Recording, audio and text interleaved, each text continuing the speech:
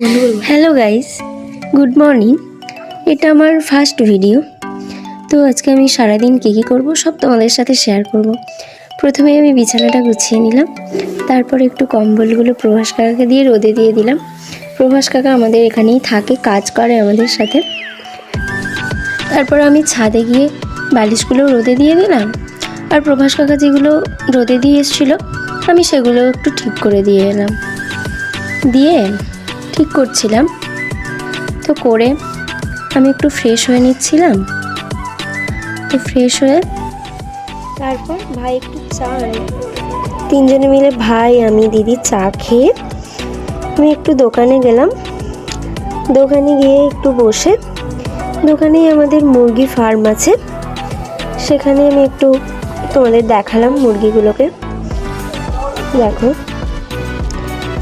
তো সেখান থেকে চলে এসে মায়ের সাথে দেখা করলাম, কী রান্না হবে জিজ্ঞেস করে মাকে আমি বাড়ি চলে এলাম। বাড়ি এসে দেখছি যে দরজা বন্ধ করে তারা ঘরের ভেতরে বসে আছে।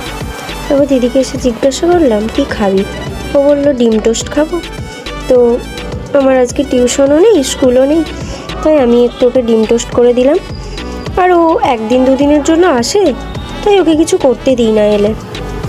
তো আমি তখন ডিম টোস্টটা করে নিলাম, করে ওকে আমি বললাম খেয়ে নে।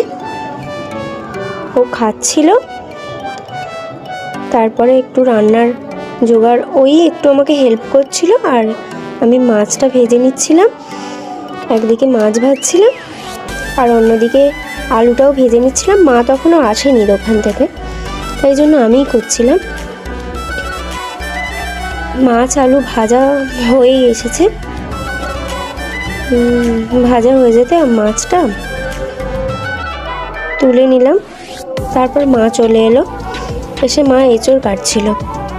তো এঁচড় কাটা প্রায় হয়ে এসেছে, তারপরে মা এঁচড়টা রান্না করছিল। তারপর এদিকে আমি আমলকিগুলো তুলে নিলাম, তুলে তারপর চান টান করে খেতে বসে গেলাম।